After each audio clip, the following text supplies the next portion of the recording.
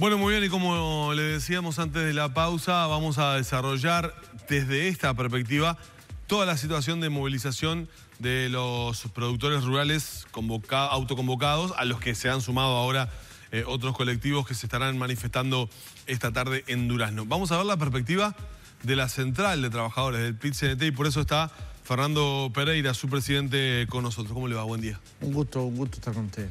Bueno, lo primero, ¿qué lectura hacen de esta? Usted hizo una exposición a título personal en su red social Facebook sobre esta situación, echó un pincelazo sobre esta mirada. De lo que extraigo allí, entre otras cosas, usted hablaba de que la radicalización de los discursos y las posiciones de un lado o del otro nunca son buenas.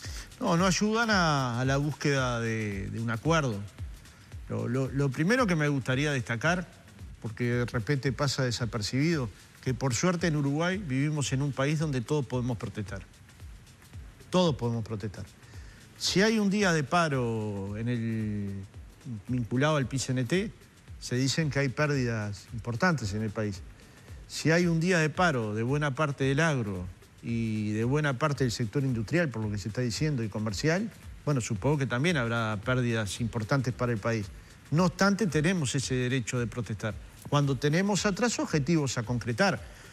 Ahora, punto segundo y voy a la pregunta. Si de un lado se colocan plataformas reivindicativas y adjetivos como que el PIT-CNT es el ISIS del Uruguay, como que no queremos el caramelo, queremos la caramelera, como si tiene que correr sangre, que corra, nos parece que es un clima inadecuado. Pero si del otro lado se coloca el que tiene una 4x4, como que es un oligarca terrateniente que se olvida de los más débiles, también se está cometiendo una injusticia, porque dentro de esas herramientas de trabajo que se utilizan para el agro está la 4x4.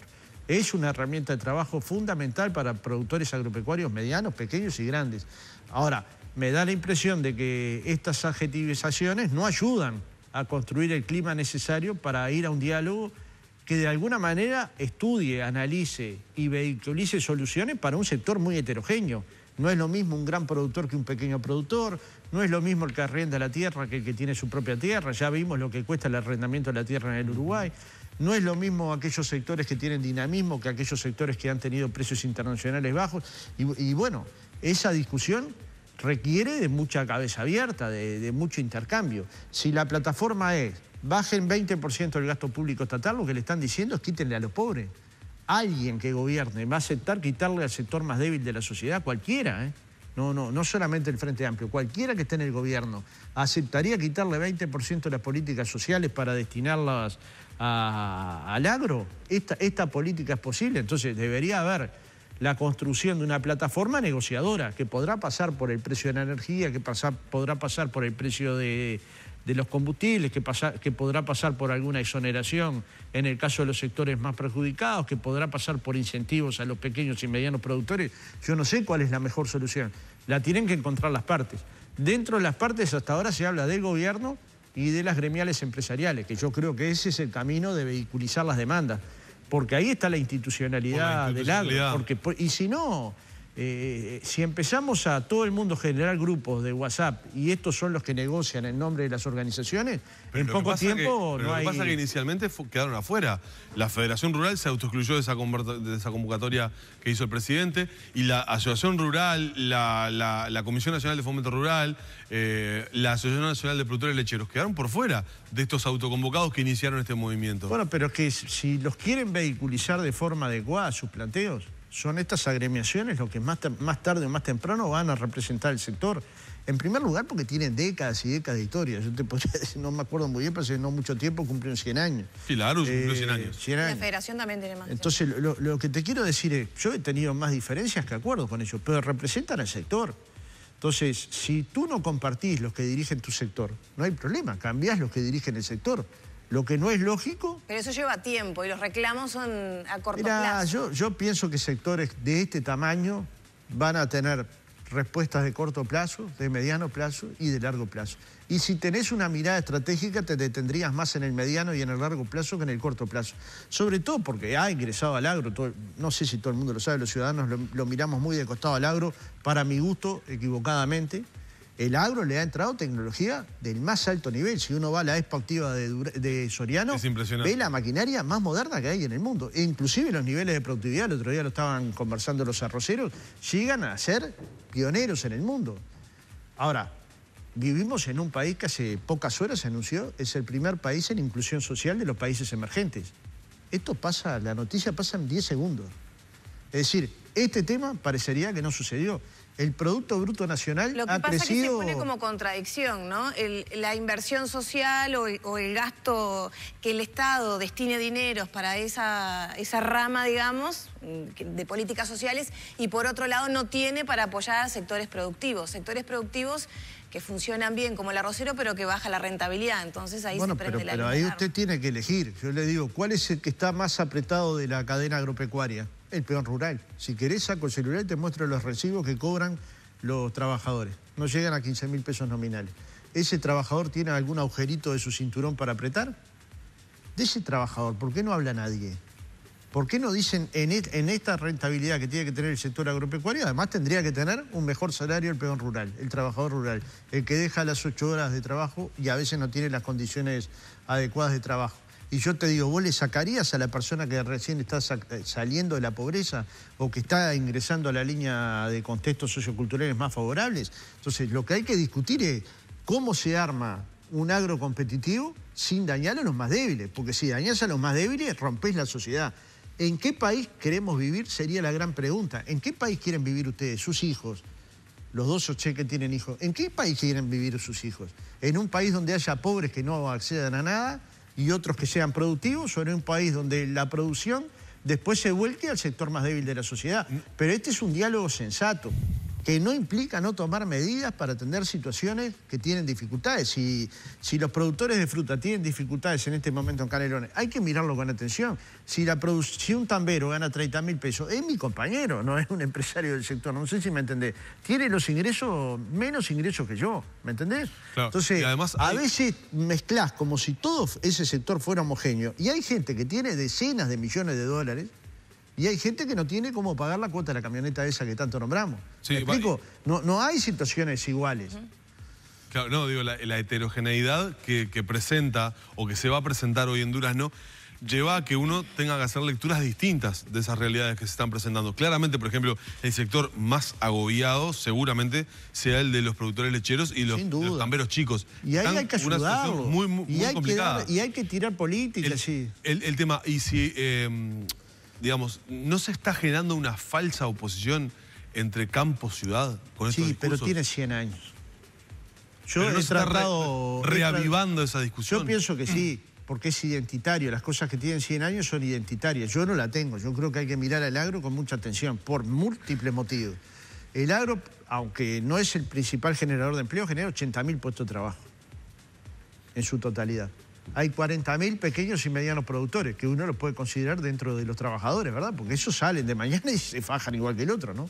Sí, y con un dato estadístico preocupante, ¿no? Digo, que ha bajado la cantidad de productores se han perdido, ¿no? Un poco más de 10.000, sí. Y tenés 20.000 patrones. O sea, no es un sector pequeño, es un sector importante. En segundo lugar, Uruguay produce alimentos para 30 millones de personas y tiene apenas 3.300.000, con lo cual tiene que exportar cerca de 27 millones y tiene que ser competitivo. Entonces, no es que podamos mirar el agro de costado ni mirarlo con indiferencia. Ni tampoco los productores pueden decir el Uruguay crece con el agro o perece con él, porque esto genera la brecha que vos decís. Ahora, generar esas identidades campo-ciudad es la peor equivocación que puede hacer un país. La peor. No es solo uruguaya, ¿no? Esa contradicción está en Argentina y ahí está la grieta esa. Nosotros querríamos esa grieta para nuestro país. Nosotros queremos provocar que para que nuestra posición prevalezca, se fortalezca esa idea de división. Yo no. No la quiero fortalecer ni ahí, ni en el fútbol, ni en el básquetbol, que soy un apasionado, ni en ningún lugar de la sociedad. Estamos ante una sociedad que tiene indicios de violencia. No promovamos violencia, promovamos climas de paz. ¿Hay responsabilidad política ahí? Pero fíjese, si un dirigente político dice que el gobierno es cagón, para decir exactamente lo que dijo, ¿es responsable con el país? Para mí no. Si un director de una intendencia, porque mire que nosotros tenemos lugares de mayor, yo me caliento igual que cualquiera, pero ¿sabe qué tengo que hacer? Tragar saliva. Yo no puedo ser la Ámsterdam del movimiento sindical o la Colombia del movimiento sindical. Tengo que ser el que ponga racionalidad, porque de lo contrario, ¿cuándo se va a construir un ámbito de diálogo si cada cual coloca la pelota más lejos, el bochín, como decíamos antes, porque había más cancha de bocha que ahora, alejado de la posibilidad de llegar? La verdad que nuestro país se ha caracterizado a lo largo de su historia de colocar el bochín en una zona donde razonablemente en algún lugar va a haber acuerdo. Si de hecho analizás las rondas de los consejos de salario, hay más de 90% de acuerdo. Eso es que hay partes intentando alcanzar ese acuerdo. Ahora, cuando se radicalizan los discursos de todas partes, cuando se dan respuestas concretas partidarias, cuando se partidiza el tema, que a mí no me asusta, porque el Uruguay partidiza todo desde el año 85 para acá. O sea, no es una novedad que se partidice. El problema es no partidizar, es si encontramos caminos de diálogo que provoquen que el Uruguay siga siendo una sociedad donde todos hablemos para encontrar una solución. ¿Pero usted qué piensa? ¿Hay autoconvocados o la gesta ya viene politizada? No, yo parto de la base que el planteo es genuino, que hay una dificultad en un sector, uno que está vinculado a la lechería, pero hay otros sectores que tienen dificultades, y que después se van sumando otros sectores, algunos de ellos que no entiendo muy bien qué hacen ahí, pero están ahí. Yo qué sé, ¿qué hacen las cámaras inmobiliarias del sector del agro, de Punta del Este ahí? Porque si tienen una dificultad no tiene nada que ver con el agro, tiene que ver con que hay aplicaciones. Alguien dijo en tu programa una vez, a todos les va a llegar su Uber. Sí. Bueno, a las inmobiliarias les llegó su Uber. Ahora, ¿lo va a resolver en el conflicto del agro? ¿Algún país encontró algún antídoto ante esta aplicación internacional? Usted dice Airbnb. Sí, se ha encontrado. Es el Uber de las inmobiliarias. Es el Uber, claro. Y a la gente le resulta muy cómodo, como en ocasiones le resulta el Uber. Nosotros tenemos una posición, pero el problema es, ¿lo vas a resolver en una movilización del agro? ¿Es que todos los empresarios uruguayos tienen la misma demanda? Por ejemplo, todos los empresarios creen que el dólar tiene que subir a 36. Y invite a los empresarios y va a ver que no. El que compra insumos fuera del país y venden en Uruguay, no. Los importadores seguramente no quieran eso. Los importadores ni uno. Y la economía nacional, el consumo, que es lo que ha hecho subir el producto en el último tiempo, ¿usted cree que no bajaría si el dólar sube? Entonces, no es al grito, es estudiando cuál es la mejor política. Tal vez el dólar tenga que estar un poco más alto, pero hay que estudiarlo. Y hay que estudiarlo con aquellos que pueden aportar. Se puede aportar desde la academia, se puede aportar desde los técnicos del ministerio, se puede aportar desde los técnicos del Cuesta Duarte, de los técnicos de las agremiaciones rurales. En fin, me parece que debería haber madurez para encontrar una solución que no va a resolver todos los problemas del agro, pero que puede colocar paliativos. Y sobre todo mirar a largo plazo cuál es el valor agregado que el país le va a agregar al agro. Porque claramente la evolución científica tecnológica nos va a obligar a pensar en cuál es el valor, la inteligencia que hay que agregarle a ese producto que el Uruguay genera naturalmente, ¿no? ¿Qué van a hacer ustedes como PIT-CNT? ¿Van a ir a escuchar o se van a mantener al margen? No, no adhiriendo, obviamente, pero digo... Yo voy a escuchar como leo el libro de Sanguinetti. Después lo leo y puedo no compartir no van a estar una cantidad de presentes. cosas, pero ¿cómo no voy a escuchar a alguien que va a marchar con miles de personas? Sería un necio. Si alguien convoca... ¿Pero va a ir a Durazno? No, lo voy a escuchar. ¿Hay algún representante del PIT-CNT que vaya a ir? Yo creo que no, pero simplemente porque es una movilización empresarial y creo que cada cual convoca a su gente y delimita su territorio, pero siento respeto por la gente que se moviliza. Se va a reunir con los trabajadores rurales, Sí, ¿no? Ahora a las 10 de la mañana. Y bueno, ahí se va a tratar también de saber si es verdad que hay empresarios... Bueno, por lo que vi es verdad, puede ser Irureta planteó en un canal de televisión. No me acuerdo si no fue en este, creo que no, que fue en otro canal, que para un peón era mejor subirse al tractor e ir a una movilización que quedarse trabajando las 8 horas, y que por eso los invitaban a ir a las movilizaciones. ¿Ustedes tienen noticia? Vaya grado de conciencia eso, ¿no? ¿Ustedes tienen noticia de que hayan obligado a los trabajadores rurales a movilizarse? Bueno, ayer lo dijo así Irureta, ¿no? Yo no te digo que sea obligar, pero es seducir, ¿no? Que es más o menos lo mismo. No vas por convicción, sino por estar en un lugar mejor. Y tenemos la denuncia que ha hecho públicamente Pérez, que fue un fundador de la UNATRA. Fundador de la UNATRA, sí. Y algunos otros dirigentes que me han llamado a mí particularmente. Hoy lo vamos a ver con más detenimiento. Está claro que estas políticas no son las adecuadas. Tampoco creo que sea, francamente, la regla, ¿no? Creo que debe haber gente que lo hace y la mayoría que no. Pero hoy veremos con más atención. Yo también esto de generalizar, como si todos los productores fueran iguales, me cae muy mal porque sé que no son todos iguales. Me consta que hay productores que se preocupan porque sus trabajadores estén en buenas condiciones, en casas adecuadas, y me consta que hay productores que los tienen casi en taperas. Entonces, por suerte, la lucha del movimiento sindical ha logrado que hoy tengan una jornada de 8 horas.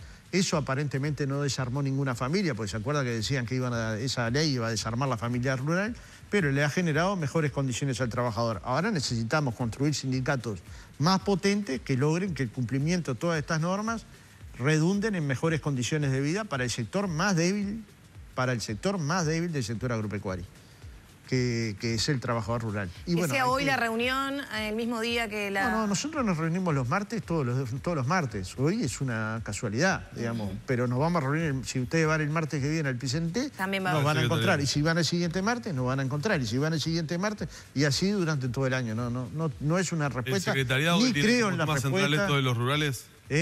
El secretariado hoy tiene como tema central los rurales. Y el tema lácteo, ¿no? Que en cierta medida lo planteaste como una dificultad que tiene el país, tanto en los tamberos como en la producción industrial. Es un tema que al Picente lo preocupa, porque naturalmente si hay empresas que están en dificultades, hay trabajadores que están en dificultades.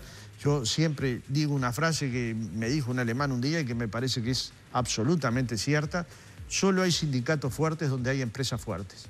Entonces yo no soy el que creo que hay que tener empresas débiles, creo que hay que tener empresas débiles, fuertes, porque ahí hay sindicatos fuertes que pueden, en la contradicción de intereses que hay entre trabajadores y empresarios, que creo que en este conflicto quedan claramente marcadas, ¿no? Poder laudar con mejor niveles de eficacia a favor de los trabajadores. Si una empresa está en crisis, ¿qué negociación puede tener? Si una empresa tiene problemas, si es pequeña, si no logra insertarse en el mundo.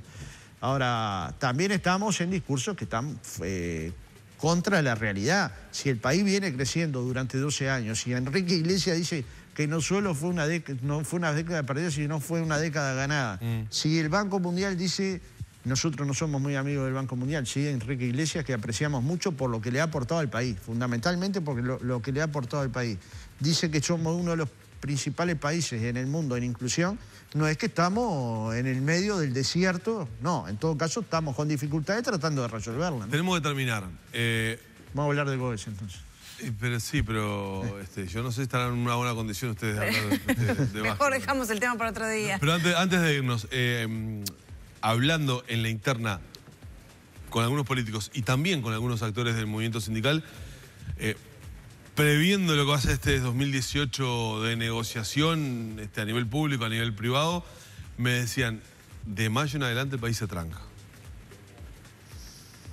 Bueno, apocalípticos hay desde el nacimiento de la humanidad. La apocalipsis es un sueño que ha llevado a todos a construir alguna película en su vida, sobre todo a los grandes creadores. Yo parto de la base de que la propuesta del movimiento sindical es muy racional. Fíjate los dos planteos que llevamos a la ronda de consejos salarios. Que el salario mínimo llegue a 16.500 pesos para que ninguna familia que tenga 3 personas y 2 de ellas trabajen con este salario estén por debajo de la línea de la pobreza. Es descabellado este planteo. Los empresarios uruguayos no pueden pagar 16.500 pesos de salario nominal. Segunda, que si va a haber negociación salarial de 170 grupos, que la negociación sea inflación más crecimiento dependiendo de cada sector en particular. Parece loco querer que por lo menos los salarios acompasen la inflación. Con estas dos medidas y con todo el tiempo que hay para discutir entre las cámaras empresariales, el gobierno y el movimiento sindical, yo creo que deberíamos llegar con una base de acuerdo a la negociación. Segundo lugar, rendición de cuentas. Si todos decimos educación, si hay fundaciones que están estudiando el tema, Edu21, el propio gobierno, fundaciones de los partidos de la oposición, si todos coinciden que la educación es fundamental, no habrá que darle recursos, porque dicen, ¿no? El Uruguay en el último tiempo ha crecido en resultados económicos, se ha invertido más en educación, lo cual es muy cierto. Ahora, invierte menos del 5% del producto. Yo puedo admitir que solo con dinero no se resuelve el problema, pero yo los exhorto a ustedes, que son periodistas de investigación, que ubiquen algún país que tenga resultados educativos positivos con inversiones menores al 6,5% del producto. Entonces, cuando dicen Finlandia, Noruega, Dinamarca, Alemania, fíjense cuánto invierten de producto en educación. Entonces, en realidad, ahí hay un segundo cuello de botellas. Si queremos generar las condiciones para que los uruguayos se adapten, vamos a tener que pagarle mejores sueldos a los maestros, mejores sueldos a los profesores, va a tener que haber mejores aulas, vamos a tener que poder llegar a todos los contextos, vamos a tener que poder analizar ahí sí cuál es el proceso educativo para que se pueda hacer con normalidad, con profesores que acumulan 60 horas semanales de clase. ¿Es posible para poder vivir dignamente? ¿Es lógico? ¿O tenemos que ir a un sistema que efectivamente su presupuesto le permita atender al grupo que conforma y atenderlo de manera adecuada? Entonces, los profesores y los maestros, yo trabajo con maestros hace 30 años, me consta del enorme compromiso que colocan en cada contexto, de la capacidad inventiva para intentar que en todos los contextos se aprenda. Ahora, naturalmente que si gana 23.000 pesos, va a tener que tener otro trabajo. Y en vez de 4 horas... tiene que viajar de una escuela a otra, ya hace 10, más la preparación que tiene que hacer de cada una de las clases, pasa 12 horas de su día pensando en la escuela pública. ¿No es necesario construir un salario adecuado para que ese trabajador tenga un empleo? Entonces, me parece que hay muchos temas para discutir, pero también hay tiempo. Nosotros lo que le decíamos al gobierno es convoquen en febrero o marzo a las cámaras empresariales y al PIT-CNT para discutir este tema. Pero eso, por como viene... Bueno, pero si como viene no atienden, después atienden el fuego, ¿no? Se puede prevenir el incendio con matafuego o se puede actuar sobre el incendio. De convocatoria? Hasta ahora no, pero soy optimista en que nos convoquen. Así se lo hemos planteado al presidente Vázquez, así se lo hemos planteado al ministro de Trabajo, así se lo hemos planteado a las cámaras empresariales y tenemos el optimismo, tal vez irracional, pero yo creo que es racional, de que en marzo a más tardar nos convoquen. ¿Cuándo se define el paro para febrero? Bueno, la primera semana vamos a convocar, antes de eso vamos a conversar con otras organizaciones, no para que se sumen al paro, sino para que se sumen a la lógica de una cultura de paz y una cultura de no violencia, y ahí vamos a hablar con Monseñor Sturla, con el cardenal Sturla, ahí vamos a hablar con otras iglesias, con organizaciones feministas, con jugadores de fútbol, con jugadores de básquetbol, a ver si le podemos dar una dimensión al tema de la paz y la violencia, si podemos sacar la violencia fuera del muro de nuestra casa y dentro del muro de nuestra casa. Yo creo que no hay que pasar por alto que 32.000 mujeres fueron a denunciar a una comisaría violencia dentro del muro de su casa, o por exparejas, o por parejas, o por un familiar directo. Y este tema, digamos, nos tendría que llamar a la reflexión. No es que tenemos peligro cuando cruzamos la calle o no se puede caminar por la calle. No se está pudiendo caminar dentro de los hogares. Esto nos tendría que prender todas las alarmas, no solo al PIT-CNT, a la sociedad uruguaya completa. Gracias, Pereira. No, a ustedes, como siempre. Muy bien. Cerramos la entrevista con el presidente del PIT-CNT.